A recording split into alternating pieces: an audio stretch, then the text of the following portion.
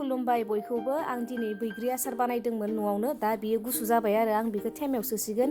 बेनिफ्राय आं दिनै माबायदि बानायखो बेखौ आं नोंथांमोननो एसे देखायलानि। नोंथांमोना नायनो गोसो दङब्ला नायलांबाय थादो। आं बैग्रि आसार बानायनो थाखाय नै बिदि बैग्रिखौ लाबाय आरो बेखौ आं साफा सुनानै फोरानखांबाय। बेनिफ्राय बियो ख्राव ख्राव जालायजासे बांद्राय गोरान नङा। बेखौ आं सानथाम सानब्रैसो फोराननाय जादों आरो बेनिफ्राय दै उनु रानजोब्बाय। रानजासे फोरानखांनानै बेखौ आङो माबाबाय, माने बिदि सिफ्रुना होबाय। आखाइजोंनो आं सिफ्रुनानै होबाय। बेनिफ्राय आं दा बेखौ बानायनो थाखाय माने रेडि खालामना दोनबाय आरो बानायसिगोन। नोंथांमोना नुनानै हमनो हाखाबाय बैग्रिया बेसे गोरान बा बेसे रानदों। बांद्राय गोरानथार नङा, एसे गिसि गिसि माने गुरै जाना दङ आरो सिङावनो।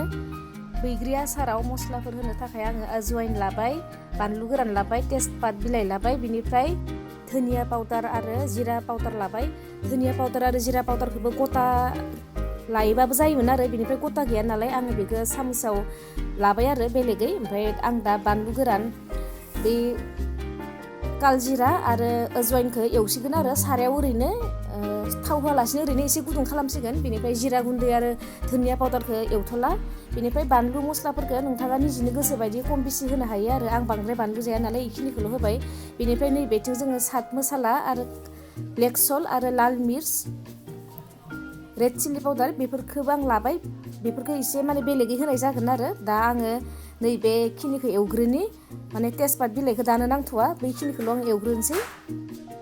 बैग्रि आसारखौ आङो गोदै बानायगोन नालाय बिनि थाखायनो आं गुर मिथाइ लाबाय आरो गुरफोरखौ आं जेबो जखा सुवाखै, जायखिजाया बेखिनिखौ आं लाग्रोबाय, नांगौ जायोब्ला उनाव होबावगोन। दानिया आङो साराय गुदुङाव बेखिनिखौ एसे एवस्रोना लानोसै। जों बयबो मिथिखायो जे मस्लाफोरखौ एसे एवस्रोनानै होयोब्ला एसे मोदोमनाया मोजांसिन जायो। बेनिखायनो दसे टाइम बेखौ आं एवना लाबाय।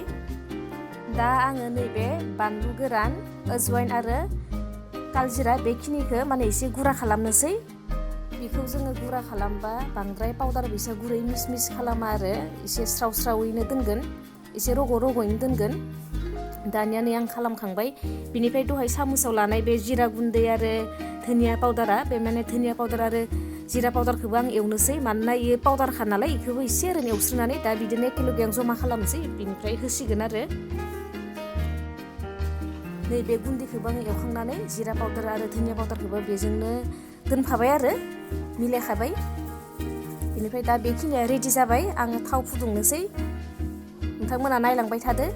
सारायाव आं दानिया थाव लाबाय। थावखौ आंनिया माने बे बेसरनि थाव नङा, लाइट थाव मोनसे, माने रिफाइनबो नङा आरो बेनिफ्राय बेसरनि थावजोंबो साबसिन जायो। ओमफ्राय बेजोंबो जागोन। बेनिफ्राय बांद्राय गरम खालामाखै आङो, मानोना खामनो नागिरो बांद्राय गरम खालामबा। बेनिफ्राय आं दा नै बैग्रिखौ होनानै बिदिनो 5 मिनिटसो एवनोसै। अरखौ आङो मिडियाम हिटआवनो दोनदों, बांद्राय हाइ हिटआव होआखै, खामनो नागिरगोन नङाब्ला। बेनिफ्राय 5 मिनिटसो एवखांनायनि उनाव आङो संख्रि आरो हालदै होनोसै। संख्रिखौ जों नांजासे होयोब्ला मोजां। आरो संख्रि आरो हालदै होखांनानैबो आं बेखौ बिदिनो माने 5 मिनिटसो एरबावनोसै। 5 मिनिट 10 मिनिट बा 5 मिनिटनि एसे बाराबाबो जेबो नङा, निजिनि बैग्रि खम बेसिजोंबो खोथा। बेनि उनाव नै बिदि हालदै उनु संख्रि होखांनायनि उनाव दसे एरनायनि उनाव नैबे रेड चिल्ली आरो साट मसाला ब्लेक सल्टखौ होबाय। होनानै बेखौबो दसे एवनोसै आरो बिदिनो। बेनिफ्राय नै बिदि जाबाय आरो दसे एवखांनायनि उनाव एसे रेबलांनाय बायदि जाबाय। आरो थावखौ एसे माने बुरजा होनाया मोजां, जानाय थावखौ नोंथांमोना नुखादों। दानिया आङो बे समावनो गुरखौ होनोसै आरो गुर होनायनि सम जाबाय। गुरखौ आं बेखिनिखौ होनोसै, नांगौ जायोब्ला दायो होबावगोन। बेनिफ्राय एरबाय थानोसै बिदिनो।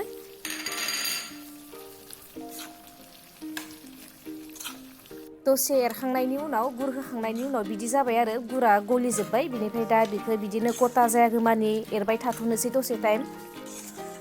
अरखौ आं दाबो मिडियामावनो दोनदों।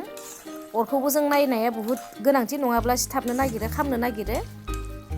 दानिया नै गुरा बिराद आमथा आमथा गथा जाबोनो हमबाय। बे समावनो आं दहाय एवनानै लानाय माने गुरा खालामनाय बै मस्लाफोरखौ होनोसै आरो बेखौ आं दासो होदों, लास्ट टाइमावसो। मानोना सिगाङाव होयोब्ला बियो सिगाङावबो होजायो, नाथाय बिनि मोदोमनाया खारो आरो माने बांद्राय थाया। बेनिखायनो आं लास्ट समावसो होबाय। बेनिफ्राय गुरखौ नोंथाङा बेसे बुरजा होयो बेनि सायाव आरो जुदि बांद्राय गोदै जानो गोसोबा जोङो गुरजों लोगोसे सिनिबो होफानो हायो। बेनिफ्राय आं सिनि होआखै आरो एसे खैरोम दैरोमैनो खालामबाय।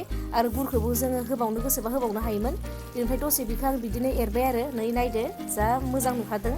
दानिया बे आंनि बैग्रि आसार बानायनाया जाबाय। आं अरखौ खोमोरनोसै। बेनिफ्राय दसे गुसु जानायनि उनाव आं बेहाय 1 सामुस भिनेगार होगोन आरो भिनेगार होयोब्लाथ' जों बयबो मिथिखागौ माने बिराद गोबाव थायो आरो बेखौ पुरा गुसु जाखांनायनि उनावसो आङो सोगोन दा भिनेगारखौ होनानै मोजाङै मिक्स खालामना लानोसै आरो आं बेखौ माने बेलेग मोनसे बासनाव बोख्लायगोन आरो बे सारायाव दोनबाय थाला मोजाङै मिक्स खालामखांनायनि उनाव आं बेखौ मोजाङै माने बासन मोनसेयाव दोनबाय आरो जिकुनु बासनावनो दोनजायो बेनिफ्राय बेयो दा बिराद मोजाङैनो गुसु जाबाय आं बेखौ सोनोसै नोंथांमोना आंनि बैग्रि आसार बानायनायखौ नायनानै माबायदि मोनखो